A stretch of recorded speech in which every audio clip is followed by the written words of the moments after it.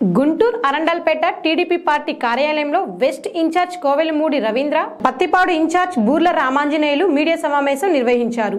ఈ సందర్భంగా వారు మాట్లాడుతూ, ప్రతి సంవత్సరం సంక్రాంతి పండుగ వస్తుందో లేదో తెలియదు కానీ జాబ్ క్యాలెండర్ ఉద్యోగాలు వస్తున్నాయని చెప్పి నేడు వైసీపీ అధికారంలోకి వచ్చిన తర్వాత యువతను మోసం చేస్తారంటూ మండిపడ్డారు. వైకాపా ప్రభుత్వంలో ఇచ్చిన హామీలను నెరవేర్చకుండా ప్రజలకు మభ్యపెడుతున్నారంటూ ఎద్దేవా చేశారు.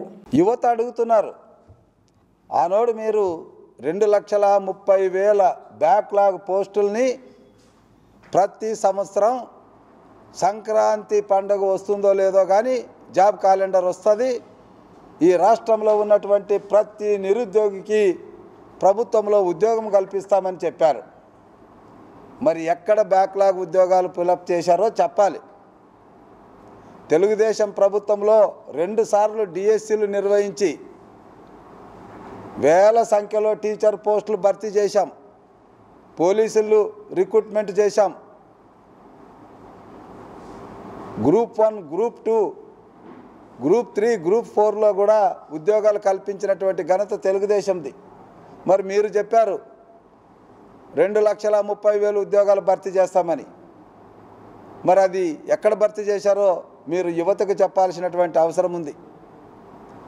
మరి యువతకు మీరు చెప్పారు నిరుద్యోగ వృత్తిని మేము పునరుద్ధరిస్తాము అని, మరి ఎక్కడిచ్చారు? విదేశ విద్యను ఇంకా నాణ్యమైనటువంటి దిశగా తీసుకెళ్తామన్నారు యువతకు. ఎక్కడ విదేశీ విద్య? 4 సంవత్సరాలు మూసివేసి చివరి సంవత్సరంలో ఎలక్షన్లు వస్తాయని తెలిసి అనేక నిబంధనలు పెట్టి తెలుగుదేశం ప్రభుత్వంలో 5,000 మందికి విదేశీ విద్యను అందిస్తే మీరు 200 మందికి కూడా విద్యను అందించే పరిస్థితిలో లేరు. ఇది యువత అడుగుతున్నారు. మరి విద్యార్థులు అడుగుతున్నారు, విద్యార్థులు ఫీజు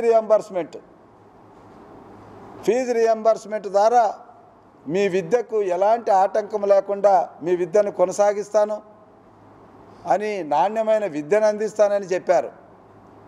మీరు 4 విడతలుగా ఫీజు రియంబర్స్మెంట్ ఇస్తే ఏ మేనేజ్మెంట్ కూడా ఆ విడతలకు ఒప్పుకోక ముందుగానే ఫీజులు కట్టించుకుంటున్నటువంటి విషయం వాస్తవం.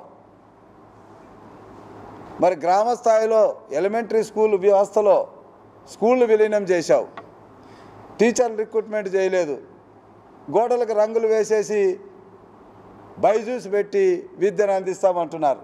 ప్రతి సంవత్సరం ఇప్పటికీ ఈ 4.5 సంవత్సరాల్లో 4 లక్షల మంది పేద విద్యార్థులు బడికి దూరమైన మాట వాస్తవమా కాదా? ఉన్నత చదువులు చదువుకునేటటువంటి విద్యార్థులకి ఫీజు రియంబర్స్మెంట్ అన్నావు, మరి జీవో 77 తెచ్చి ఈరోజు పీజీలు చేసేటటువంటి పిల్లలకి ప్రైవేటు మేనేజ్మెంట్లో ఫీజు రియంబర్స్మెంట్ ఉందా? జగన్మోహన్ రెడ్డి సమాధానం చెప్పాలి. ఈ రకంగా ప్రతి వర్గం, భవన నిర్మాణ కార్మికులు ఈరోజు 40 లక్షల మంది మిమ్మల్ని అడుగుతున్నారు.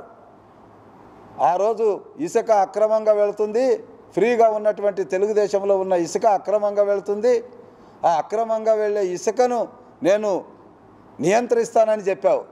ఎక్కడ నియంత్రిస్తున్నావు? ఫ్రీగా ఉన్నటువంటి ఇసుకను కాంట్రాక్టులకు అప్పచెప్పి ఈరోజు ఇసుక ఆకాశాన్ని అంతా ధరలు పెంచేశావు. దాదాపుగా 40 లక్షల భవన నిర్మాణ కార్మికులు 130 రకాలైనటువంటి భవన నిర్మాణ కార్మికులు ఈరోజు బజారును పడ్డారు. ఇది వాస్తవం. ఇక కుటుంబాలన్నీ అడుగుతున్నాయి, కులాలతో సంబంధం లేకుండా ధరలు పెంచనన్నావు, విద్యుత్ ఛార్జీలు పెంచనన్నావు, 7 సార్లు విద్యుత్ ఛార్జీలు పెంచావు. ధరలు పెంచనన్నావు, 60 రూపాయలు ఉన్నటువంటి డీజిలు 110 రూపాయలు అయింది, 65 రూపాయలు ఉన్న పెట్రోల్ 120 రూపాయలు అయింది, 200 ఉన్న కరెంటు 1000 రూపాయలు అయింది, 450 రూపాయలు ఉన్న గ్యాస్ బండి ఈరోజు 1150 అయింది. ఇవన్నీ వాస్తవాలే. వెరసి ప్రతి కుటుంబానికి ఈరోజు 8 లక్షల పైగా అప్పు మోపావు. ఇది వాస్తవం. మద్యపాన నిషేధం అన్నావు, అక్కా చెల్లెమ్మల్ని దీవించి చెప్పావు, మీ ఇంటిల్లి పాది సంతోషంగా ఉంటారు, మద్యపానాన్ని పూర్తిగా నిషేధిస్తామని. ఎక్కడ నిషేధించావు? నిషేధించిన తర్వాతే ఓటు అడుగుతానన్నారు. మరి ఎలా అడుగుతారు మీరు ఓటు? ఎక్కడ పడితే అక్కడ ఏర్లు పారలై పారుతుంది. కాబట్టి ఏ హామీ మీరు నెరవేర్చలేదు. ఇది ప్రజలు గ్రహించారు. ప్రజలు గ్రహించారే కాబట్టి ఇప్పుడు ఆందోళన జరుగుతుంది. ఇది ఆందోళన ఆంధ్రప్రదేశ్గా మారిపోయింది. ఈరోజు అంగన్వాడీ వర్కర్స్ తెలంగాణ కన్నా 1000 రూపాయలు ఎక్కువ ఇస్తామన్నారు. ఇచ్చారా?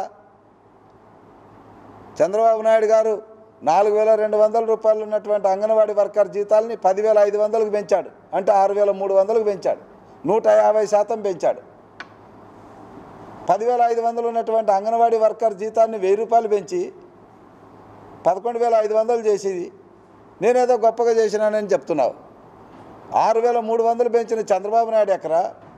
1000 రూపాయలు పెంచిన మీరు ఎక్కడ? ఇవన్నీ ఈరోజు అంగన్వాడీ వర్కర్స్ రోడ్ల మీదకి వచ్చి అడుగుతున్నారు కదా. ఆశా వర్కర్స్, మున్సిపల్ కార్మికులు ఒకరేంటి, అన్ని వర్గాల వాళ్ళు ఈరోజు మీ హామీల్లో ఏది నెరవేరలేదని బహిరంగంగా బయటకు వస్తున్నారు.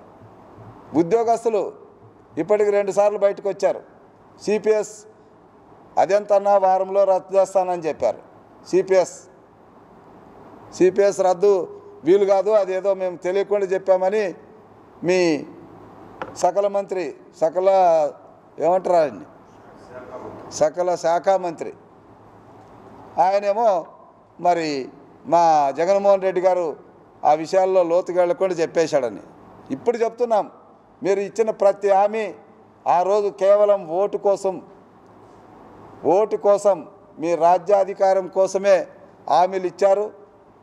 ఆ హామీలను ఈరోజు నెరవేర్చలేనటువంటి పరిస్థితుల్లో మీ నియోజకవర్గంలో సిట్టింగ్ ఎమ్మెల్యేలని, సిట్టింగ్ మంత్రుల్ని మార్చే పరిస్థితి వచ్చిందన్నది ఇది ప్రజలు ఈరోజు అడుగుతున్నారన్నటువంటి విషయాన్ని వైసీపీ ప్రభుత్వం గ్రహించాలని మేము మనవి చేసుకుంటూ, ఇది ప్రతి ఇంటికి వెళుతుంది. జగన్మోహన్ రెడ్డి ఇచ్చినటువంటి హామీలు ప్రతి జిల్లాలో హామీలు ఇచ్చాడు, ప్రతి నియోజకవర్గంలో ఇచ్చాడు. మా పత్తిపాడు నియోజకవర్గానికి సంబంధించి 8 హామీలు ఇచ్చాడు. గుంటూరు ఛానల్ పొడిగిస్తానన్నాడు.